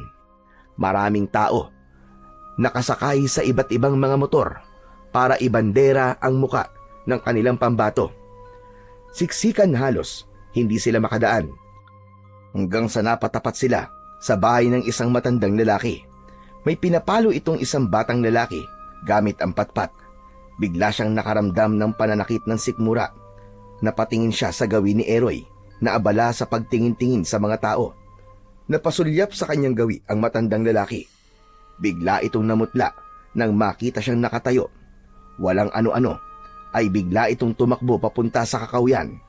Doon niya nakita ang mga nagkalat na tinapay na dala ng bata. Ipinamimigay yon ng bata sa mga tao. Pero nang kumalat ito sa lupa, ay pinag-agawan naman ito ng mga aso. Lumakas ang iyak ng bata nang makitang wala nang natira sa tinapay. Bigla niyang naalala ang tinapay na dala ni Lolo Fidel nang una nilang makita si Mang Estong. Huwag ka nang umiyak, bata. Hahabulin ko siya para sa'yo. Sinulyapan niya ang lalaking tumakbo papalayo sa kanya. Takot na mabilis itong nagtago sa kakawyan at biglang nawala sa madilim na bahagi ng gubat. Sinulyapan niya ang batang lalaki na umiiyak pa rin. Nalaman niyang hindi nito kakilala ang matanda. Nabangga lang daw nito ang matanda. Narinig ni Dante ang malakas na yabag ng paa ni Eroy na papalapit sa kanyang kinaroroonan. Ano nangyari? Ba't tumakbo ka rito? Eroy, paano tayo makakahuli ng aswang? Pakiramdam ko, nakikilala nila ako dahil sa mutya. Oo, Dante. Tama ka. Dahil bukod sa'yo, nakikita nila ang liwanag na nanggagaling sa mutya mo. Eh kung hubarin ko kaya muna ito at pakiramdaman ko na lang ang sarili ko kung kailan sasakit ang tiyan ko. Hindi maaari ang iniisip mo, Dante. Malalagay ka sa panganib. Traidor ang mga aswang, Dante. Kapag inatake ka nila, hindi sila matatakot. Tandaan mo, marami ang mag-aagawang patayin ka dahil sa kapalit na lakas na makukuha nila kapag nasipsip nila ang dugo mo. Magkasabay na natigilan sina Dante at Eroy nang biglang tumakbo ang batang iniligtas niya kanina, papunta sa lugar na pinuntahan din ng matanda. Hindi na nila ito hinabol, sa halip ay naglakad na sila sa kabilang direksyon. Hahakbang na lamang sana si Dante nang biglang nanakit ang kanyang tiyan nang matapat sa kanila ang mag-asawang sina Martina at Estong. Napahawak si Dante sa kanyang tiyan at titig na titig siya sa nakangiting mag-asawa na nakasakay sa ibabaw ng truck habang nagpapasabog ng mga tinapay. Halos banggaan sila ng mga tao sa pag-aagawan sa mga tinapay na nagkalat sa lupa. May iilan pa nga na nagtutulakan para sila ang mauna sa tinapay. Hindi niya napigilan ang bugso ng kanyang damdamin. Nakalimutan niya ang tungkol sa totoo niyang pakay. Pumunta siya sa unahan ng nakatigil na truck. Huwag niyong iboto yan! Peke ang mayor niyo! Peke siya! Masama ang ugali niya! Hindi siya totoong makakatulong sa inyo! Masama ang ugali! Halimaw! Isang halimaw! Huminto sa pagsigaw ang mga tao nang marinig ang kanyang sinabi. Umagos ang luha sa kanyang mga mata nang dahil sa labis na galit. Nakalimutan niyang hindi siya nakapagpalit ng kasuotan, kaya may mga dugo at dumi pa ng putik ang nakadikit sa kanyang kulay puting damit. Galit na galit siya sa mag-asawa, kaya lang hindi niya alam kung sino sa mga ito ang totoong aswang. Tumalim ang tingin sa kanya ni Aling Martina. Lumapit sa kanya ang mga tauhan nito.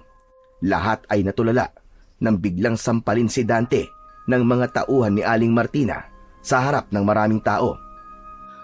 O ano? Nakita niyo na! Hindi pa man sila nailuluklok sa kapangyarihan, meron na silang lakas ng loob na manakit. Aswang! Mga aswang sila! Akala niya ay nakuha niya ang simpatsya ng mga tao, pero pinagtawanan lang siya ng mga ito. Hindi sila naniwala sa mga sinasabi ng bata at inisip na nasisiraan na siya ng ulo. Hindi niya mapapatunayang totoo ang sinasabi niya dahil araw yun at hindi makikita ng mga ito ang totoong itsura ng mga aswang. Hindi siya makapaniwalang tuluyang nabulag ang mga tao sa magandang nakalatag na plataporma ng mga ito.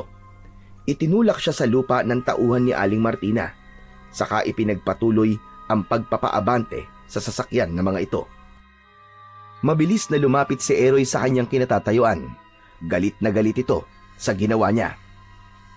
Ano ka ba, Dante? Hindi mo dapat ginawa yun. Dahil sa ginawa mo kanina, mas lalo kang hindi nila patatahimikin. Narito tayo para lagasan sila ng tauhan. Pero dahil nagpadala ka sa bugso ng damdamin mo, sabay-sabay silang aatake sa'yo at mahihirapan tayo dun. Hindi ko napigilan sarili ko kapag naaalala ko ang ginawa nila sa lolo ko. Kaano-ano ba ni Lolo Fidel ang mga taong yun? Hindi nakasagot si Dante dahil hindi naman niya alam kung kaano-ano nga ni Lolo Fidel, sina Mang Estong at Aling Martina. Hindi ka nakasagot dahil hindi mo alam. Wala silang obligasyon sa inyo ni Lolo Fidel. Ibang tao sila sa inyo. Kaya bakit magagalit ka sa kanila? Kung hindi kayo tinulungan, ikaw at si Lolo Fidel ang lalabas na masama. Dahil kayo lang ang nanghihingi ng tulong sa kanila. Pagkatapos kayo pa ang galit. Naiintindihan mo ba ang sinasabi ko sa'yo, Dante? Kaya tigilan mo na to, pakiusap lang. Bigla kasing sumakit ang tiyan ko nang makita ko sila. Kaya nasisiguro ko na aswang sila, Eroy. Napaupo na lang si Dante sa lupa nang maintindihan ang sinasabi ni Eroy. May punto nga naman ang kaibigan. Ano bang ikinagagalit niya sa mga ito? Hindi niya namalayang pumapatak na pala ang luha niya sa mga mata. Dante, huwag mong ipakita ang kahinaan mo. Lalaki ka, at hindi basta-bastang lalaki, kundi isa kang tagapagligtas ng mga bata, tagapagligtas ng baryo. Kaya lakasan mo ang loob mo. Hindi pa ito ang katapusan. Nagsisimula pa lang tayo sa totoong laban. Inalalayan siya nitong tumayo, saka naglakad papunta sa isang kubo na gawa sa kugon at kawayan. Pumasok sila sa loob ng bahay. Nalaman niyang dito talaga nakatira si Eroy. Kinuha nito ang hawak niyang palakol, saka isinabit sa dingding.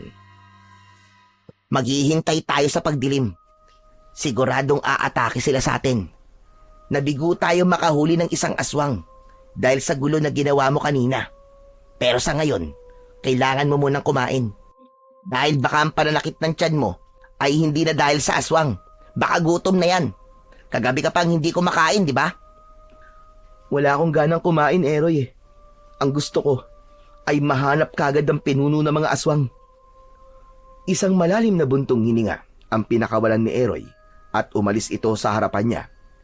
Naiwan siyang nakaupo sa gilid ng lumang katre na gawa sa kawayan habang pinagmamasdan ang kanyang suot na mutya. Hindi niya maipaliwanag ang sakit. Pakiramdam niya, may isang bagay na hindi pa sa kanya sinasabi si Lolo Fidel tungkol sa totoong dahilan nito kung bakit gusto nitong makausap si Mang Estong. Mabilis na lumipas ang oras. Hindi niya namalayan na nakatulog na pala siya. Nagising siya sa boses ni Eroy na mahinang niyuyugyug ang kanyang balikat. Iniharang nito ang hintuturong daliri sa sarili nitong bibig. Humanda ka, Dante. Narinig ko ang pag-iingay ng mga aso sa kapitbahay natin. Natitiyak kung nasa labas na mga aswang hipad. Ikutan natin. Dahan-dahang tumayo si Dante, kasabay ng pag-iinit ng suot niyang mutya. Ang pagguhit ng sakit ng kanyang tiyan, palatandaan yon na malapit nga lang sa kanila ang mga aswang. Sa kusina sila dumaan, pagkatapos ay marahan nilang sinilip ang harapan ng kubo. Muntik pa silang mapasinghap sa gulat nang makita ang napakaraming aswang na hipad. Sa unahan ay nakatayo ang matandang lalaki na nakita niya kanina. Iniangat nito ang kamay, paturo sa pinto ng kanilang bahay. Hindi sila napapansin ng mga ito habang nagtatago sila sa gilid ng haligi ng kubo. Kausap ng matandang lalaki ang nilalang na pumatay sa kanyang lolo. Biglang naramdaman niya ang matinding galit. Huwag kang papatalo sa galit mo, Dante. Masisira talaga ang plano natin pa nagkataon. Sinasabi ko na nga ba, ang matandang yon ay alagad ng aswang. Hindi kaya ang pinuno ng mga hipad ay si Mang Estong? Paano mo nasabi, Dante? Basta, parang nararamdaman ko, siya ang aswang na pumatay sa lolo ko. Kahit ikamatay ko pa, Eroy. Gagawin ko ang lahat. Basta't mapatay ko lang ang aswang na yon. Magkasabay silang natigilan nang biglang tumingin ang pinuno ng mga aswang sa gawin nila. Nakalimutan nila na nakikita rin ng aswang ang liwanag na nagmumula sa suot niyang kwintas. Mabilis na nag-anyong malaking pusa ang mga kalaban. Umatake ang mga ito pasugod sa kanila. Naiwan na nakatayo ang pinuno ng mga ito. Para bang pinag-aaralan siya ng aswang kung paano siyang makipaglaban sa mga alagad nito. Naunang sumugod ang kulay itim na pusa sa kinaroroonan ni Dante. Parang kusang umangat ang hawak niyang maliit na palakol. Iwinasiwas niya ang kanyang sandata sa ere, pasalubong sa tumalon na pusa. Sinambot yon ng kanyang armas na tumama naman sa leeg ng aswang. Bumagsak ang halimaw sa lupa, sa paanan mismo ng pinuno ng mga ito. Umangil ito ng malakas na parang pusang galit. Walang hiya ka, Eroy. Pagsisisihan mo na ibinigay mo sa sugo ang mutyalang mamag. Patutunayan kong walang makakatalong bata sa aking kapangyarihan. Nagkakamali ka. Totoong propesiya tungkol sa kanya. Siya ang uubos sa mga lahi nyo. Saan nyo dinadala mga batang kinukuha nyo? Ang mga batang nanadamay dahil sa paghahanap nyo sa sugo. Wala na. Wala na ang mga batang yon. Kinain na sila ng mga tao. Ano? Anong ibig mo sabihin? Ipinakain ko sa mga patay gutom na humihingi ng tulong. Inilalagay ko sa tinapay para mas masarap. Mahina ang isip ng mga tao. Hindi nila alam na ang palaman ng tinapay ay ang giniling na karne ng tao.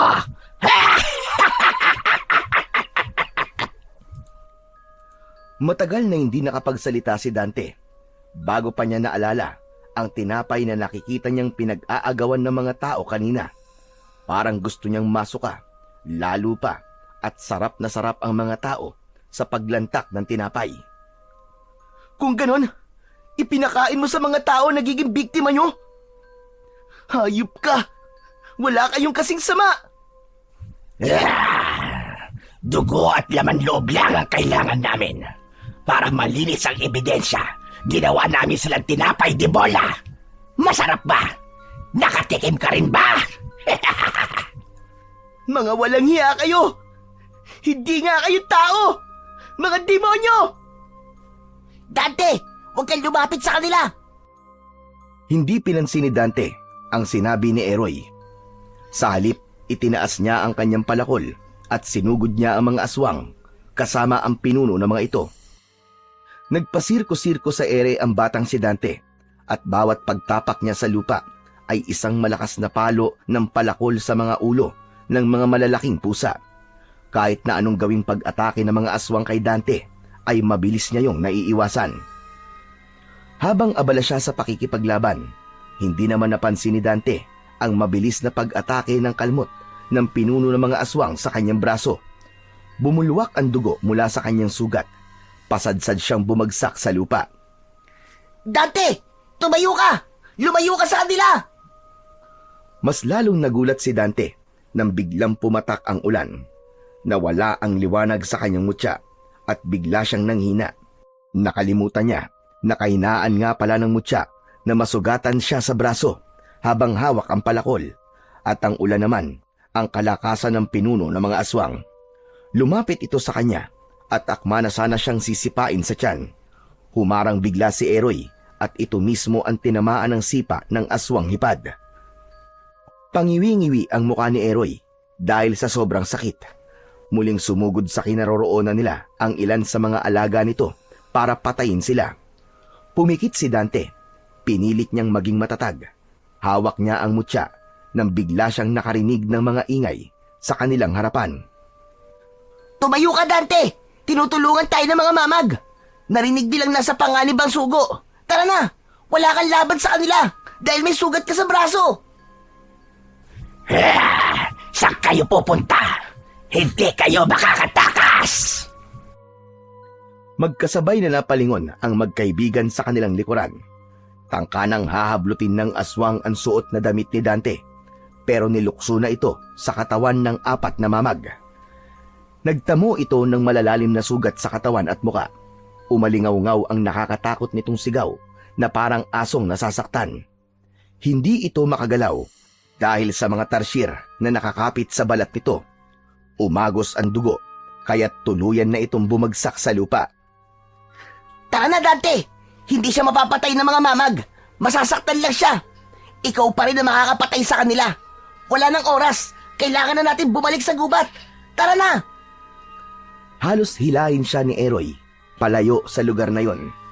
Balak na sana niyang patayin ito habang nakahiga. Kaya lang ay hindi tatalab ang kanyang palakol hanggat may dugo ang sugat niya. At dahil sa mura niyang katawan ay mabilis siyang nangihina. Hinabol sila ng mga alagad nito. Habang mabilis ang kanilang takbo ay nakita nilang hinaharangan naman ng mga mamag ang sanib puwersang mga aswang. Pinagtitig-isahan ng mga ito ang aswang na wala namang nagagawa kundi ang umangil sa sakit dahil sa matalas na mga ngipin ng mamag. Ilang minuto ang lumipas nang makarating sila sa bahay nila sa puno ng talisay. Mabilis na isinara ni Eroy ang bintana at pintuan para gamutin ang sugat ni Dante. Wala silang kaalam-alam na may isang nilalang na nakapasok sa loob ng bahay ni Eroy. Pinagmamasdan silang mabuti. Punong-puno ng pagdurusa ang mga mata, lumuluha at may bakas ng awa. Tumigil si Eroy sa ginagawa nitong panggagamot kay Dante dahil naramdaman nito ang nilalang na nakatayo sa likod ng dingding ng kusina. Dinampot nito ang palakol at itinutok sa taong nakatayo sa dilim. Sino ka? Anong ginagawa mo sa loob ng bahay ko? Magpakita ka! Bakit, Eroy? May nakapasok sa bahay natin. Hindi siya aswang, pero alam kong kilala natin siya. Napabalikwas ng bangon si Dante at sinundan ng tingin ang nilalang na nakikita nila sa kusina. Isa itong anino dahil sa konting liwanag ng gasera. Ang malakas na patak ng ulan sa bubong ng kanilang bahay ay sapat na para mabing siya sa lakas ng kabog ng kanyang dibdib. Dahan-dahang lumalabas sa dilim ang taong nakatayo. Tumambad sa kanilang paningin ang umiiyak na si Mang Estong. Alam ni Dante na hindi ito aswang dahil wala siyang nararamdaman sa kanyang mutya. Sigurado na siyang si Aling Martina, ang totoong aswang. Anong ginagawa mo rito? Pwede ba kitang makausap, Dante? Wag! Huwag kang lalapit! Diyan ka lang! Wala akong tiwala sa'yo! Hintayin mo muna ako makapagpaliwanag. Alam kong mali ako. Kaya't ngayon pa lang ako humihingi ng tawad sa lahat ng nagawa ko. Nakita ko ang isang puntod sa likod ng bahay na ito. Sino ba nakabaon doon? Tinatanong mo pa kung sino ang wala rito. Siya ang namatay. At yun ay dahil sa inyo. Pero alam ko naman na hindi kami dapat magalit sa inyo dahil wala kaming kaugnayan sa inyo. Kaya ang pagiging masama mong tao, walang karapatan para makipag-usap sa akin. Makakaalis na kayo. Sapat nang malaman kong hindi kayo ang aswang, kundi si Aling Martina na asawa nyo. Kaya nga ako na parito, para iligtas ka. Ano? Iligtas ako? Kaano-ano ba kita para iligtas mo ko? Hindi ko kailangan ng tulong nyo. Umalis na kayo bago pa kita patayin. Patawarin mo ako, Dante. Hindi kita mapapatawad. Kayo ng asawa mo. Pinatay ng asawa mo ang lolo ko. Kaya kung hindi pa kayo aalis sa harapan ko, baka hindi ko na mapigilan ang sarili ko at mapatay ko kayo. Magsasalita pa sana si Dante nang biglang napahagulgol ng iyak si Mang Estong. Napasalampak ito ng upo sa sahig. Pagkatapos ay tumayo. Patakbo sa libingan ni Lolo Fidel. Halos madapa pa ito papunta sa likod ng bahay. Ibang-iba ang itsura nito sa matikas na anyo ni Mang Estong nang una niya itong makita.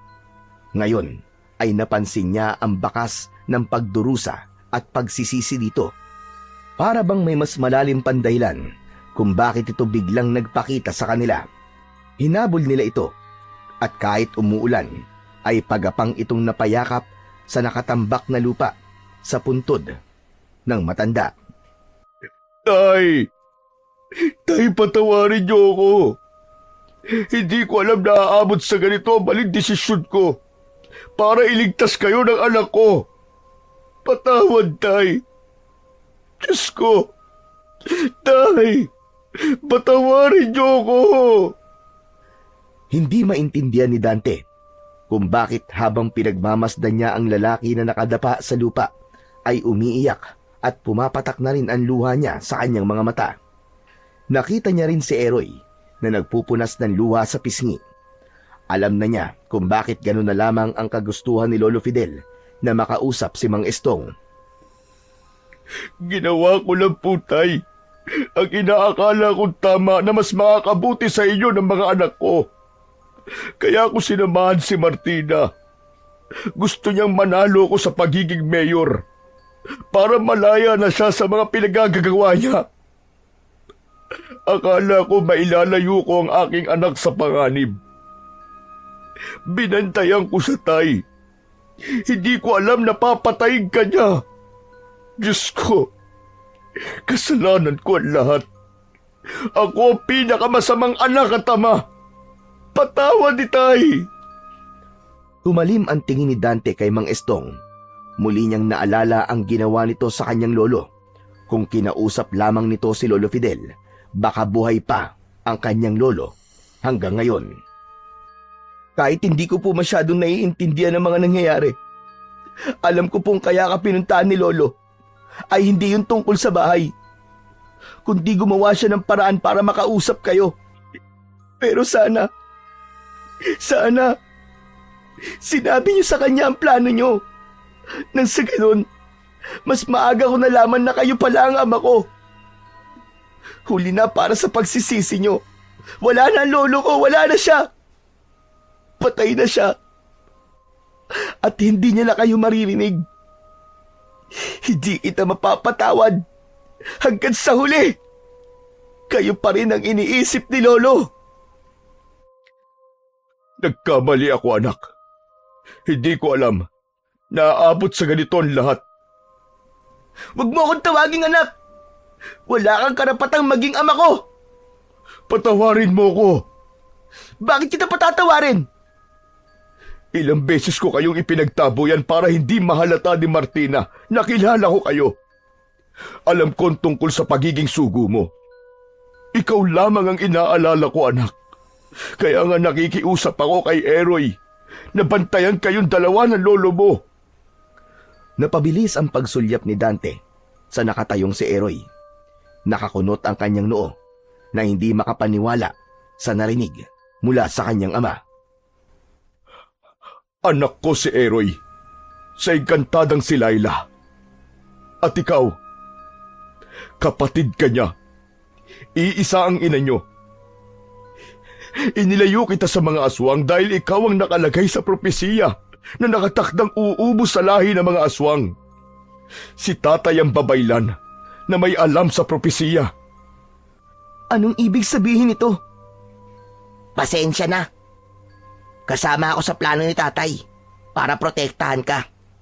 Kaya ibinigay ko sa iyo ang palakol dahil ikaw talaga ang totoong nagmamay-ari niyan. Kaya mo nagawang makita ang totoong itsura ng bahay natin nang tumingin ka sa tubig dahil ikaw lang ang nagtataglay ng kakaibang kakayahan ng isang pagiging kalahating engkanto. Napaatras ng hakbang si Dante. Hindi siya makapaniwala sa mga natuklasan niya. Pailing-iling siya sa kanyang mga narinig. Hindi. Hindi totoo yan. Nagsisinungaling lang kayo. Totoo, Dante. Ginawa ko ang lahat para hindi kayo mapahamak. Ikinulong ako ni Martina sa aming silid para patayin kayo. Malakas na kalaban ang pinuno ng mga hipad at natakot akong baka mapahamak ka. Kung hindi ako lalapit sa kanya para bantayan ang lahat ng mga ikinikilos niya. Kaya lang, nabigo ako. Namatay si tatay dahil sa kapabayaan ko. Hindi ko kayo matatanggap, lalo ka na, Eroy. Pinagkatiwalaan kita. Mga manloloko kayo. Mga sinungaling kayo. Mabilis na tumakbo si Dante papalayo sa lugar na yon. Pakiramdam niya ay sasabog ang kanyang dibdib dahil sa labis na galit. Maigpit niyang hinawakan ang palakol. Bawat madadaanan niyang halaman ay hinahampas niya ng kanyang sandata. Malamig din ang hangin na humahampas sa buo niyang katawan dahil sa patak ng ulan. Ilang sandali pa ay tumila na ang ulan at napalitan ng maingay na huni ng mga kuliglig.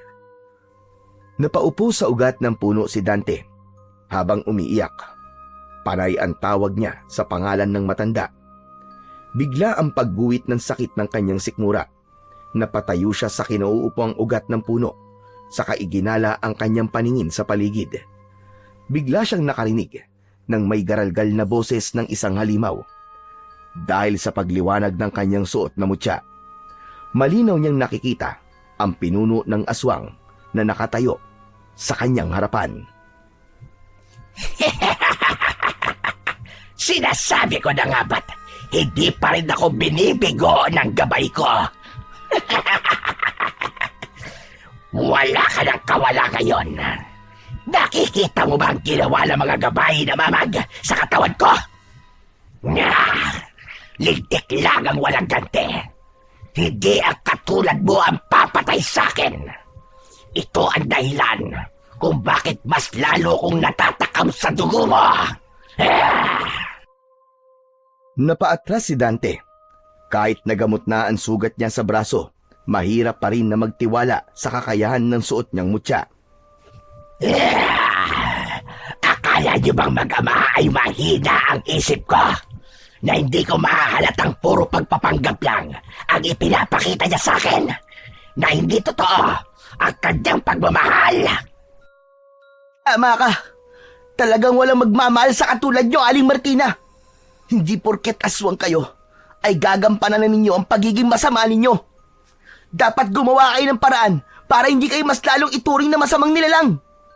Kaya siguro hindi kayo binigyan ng anak dahil masama kayo. Ugaling demonyo! Wala ako sa simbahan at hindi ka pare para tumanggap ng sermon mula sa isang batang paslit na walang kwenta. Kaya ano pang hinihintay mo? Simulan na natin ang laban! Pasugod na sana si Aling Martina nang biglang dumating naman si Eroy at Mang Estong kasama ang mga mamag. Ang mga alagad ng babae ay nagsimula na rin na pumalibot sa kanila. Walang hiya ka, Martina! Pinatay mo ang ama ko! Magbabayad ka! Papatayin din kitang demonyo ka! Kulang pang kabayaran ng pagkamatay niya sa panloloko mo sa akin. Isasama kita sa pagkamatay ng mga anak mo! Sa sobrang lakas ng sigaw ni Aling Martina, nabulabog ang mga ibong natutulog sa sanga ng mga punong kahoy. Unti-unting nagbago ang itsura nito. Bigla itong nagsapusa. Humaba ang pangil nito at tumutulo ang malapot nitong laway na may kahalong dugo. Nakangisi itong nakatingin sa nakatayong si Dante na nagpalitaw pa sa malalagari nitong mga ngipin. Inihanda naman ni Dante ang kanyang sarili sa pagsugod sa mga kalaban. Tumalon si Aling Martina para atakihin siya ng kagat nito, pero sinalubong niya ito ng hampas ng palakol sa dibdib. At dahil mahina ang kanyang katawan, dahil sa dati niyang sugat sa braso, ay mahina ang pagtama nun sa dibdib ng aswang. Kaya naman, nakaganti ito ng kagat sa kanyang balikat. Bumaon ang pangil nito sa kanyang laman at bumulwak ang sariwang dugo sa kanyang sugat. Nakita yon ng kanyang ama at bakas sa mukha nito ang matinding pag-aalala. Anak! Mabilis na tumakbo, papalapit sa kanilang kinaroroonan si Mang Estong. Niwala itong dalang armas, kundi ang kamaulang nito, na malakas na isinuntok sa muka ni Aling Martina. Bumagsak ang pinuno ng mga aswang sa damuhan, kaya't naitayo siya ng kanyang ama. Nanginginig ang kamay nito na nakaalalay sa kanya. Habang si Eroy naman ay abala sa pakikipaglaban sa mga alagad ni Aling Martina, bumagsak sa damuhan ang mga kalaban ng kanyang kapatid. Pinilit nitong makalapit sa kanya para tulungan siya. Kaya lang, maging ito ay nakagat na rin ng mga aswang na hipad.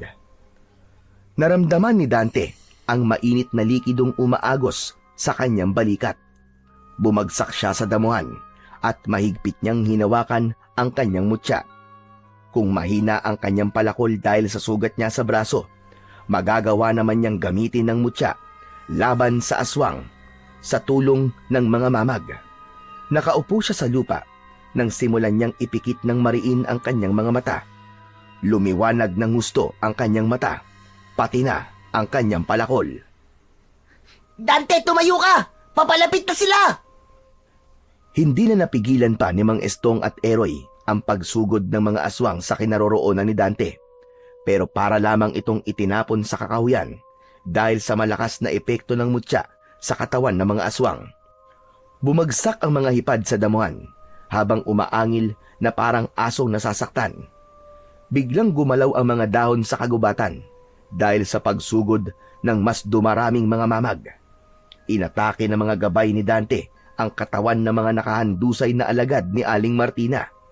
Pinagtig-isahan ng mga mamag ang mga halimaw hanggang sa tuluyan nilang mapatay ang mga aswang na hipad. Nakita ni Dante ang pagtayo ni Aling Martina para sana umatake sa kanya. Sinalubong naman niya ito ng ubod lakas na pagpalo ng palakol na tumama sa katawan nito. Bumagsak ito ng pasadsad sa lupa at mabilis niya itong nilapitan, saka muling hinaribas ng palakol sa leeg. Binitiwan niya ang kanyang sandata at hinayaan niyang nakabaon yun sa leeg ng aswang. Tama na! Tama na, anak! Tama na! Hindi na siya makakaligtas dahil sa tama niya sa leeg. Hindi maghihilom ang sugat niya kapag nanggaling yon sa talim ng iyong sandata. Sa halip, mapapaso siya at masusunog hanggang siya ay matunaw. Hindi pa ako nakakaganti sa kanya. Hindi sapat ang kamatayan niya. Tama na, Dante. Mali ang gumanti ng higit sa kanilang ginawa dahil lalabas na wala ka ring ipinagkaiba sa kanila. Sapat na ang pagpaparanas sa kanila ng sakit para ipagtanggol ang iyong sarili. Hayaan mo siyang mamatay nang dahil sa kapangyarihang taglay ng mutya mo. Kahit na anong gawing pag-iwas, talagang mamamatay sila sa mga kamay mo. Dahil yun ang nakatala sa propesiya, na ikaw ang papatay sa kanila. Iginala ni Dante ang kanyang paningin sa paligid at sa mga nakahandusay na aswang sa damuhan. Totoong walang bisa ang mutya kapag may sugat ang kanyang braso. Pero kapag taimtim ang panalangin para manalo sa laban, pakikinggan ng Panginoon ang panalangin sa oras na nasa panig ng kabutihan ang taong humihiling. Ikaw talaga ang nakatakdang tumupad sa nakalagay sa propesiya, Dante. Nagtagumpay ka. Binabati kita at sobra kitang ipinagmamalaki. Ngayong natalo mo na mga aswang anak, aalis na ako. Sapat na sa akin na malamang ligtas ka. Hindi man ako nagtagumpay sa pagliligtas sa buhay ng lolo mo. Nagampanan mo naman ang pagiging sugo laban sa mga aswang na hipad. Tumalikod si Mang Estong sa kanyang harapan at matamlay na naglakad papalayo sa kanilang dalawa ni Eroy. Halos magkasabay ang dalawa sa pagtawag ng tatay kay Mang Estong. Tay! Humarap muli sa kanila ang nakatalikod na si Mang Estong. Nangingilid ang luha nito sa mga mata. Mga anak, patawarin niyo ako kung ito naging kapalaran niyo sa pagkakaroon niyo ng amang katulad ko. Alam ko pong mas masakit para sa inyo nangyari kay Lolo. Dahil siya po ang ama niyo. Kaya lang, mas nangingibabaw ang pagmamahal niyo sa amin. Kaya mas pinili niyo po magsakripisyo para sa amin.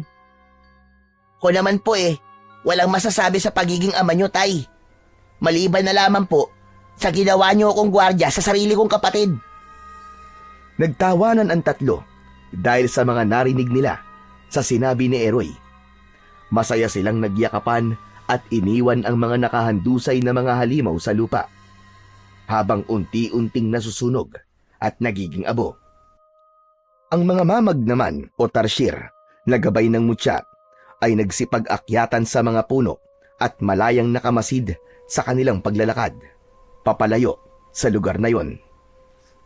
5 minuto ang lumipas, ang katawan ng pinuno ng mga aswang na hipad ay unti-unti nang natunaw.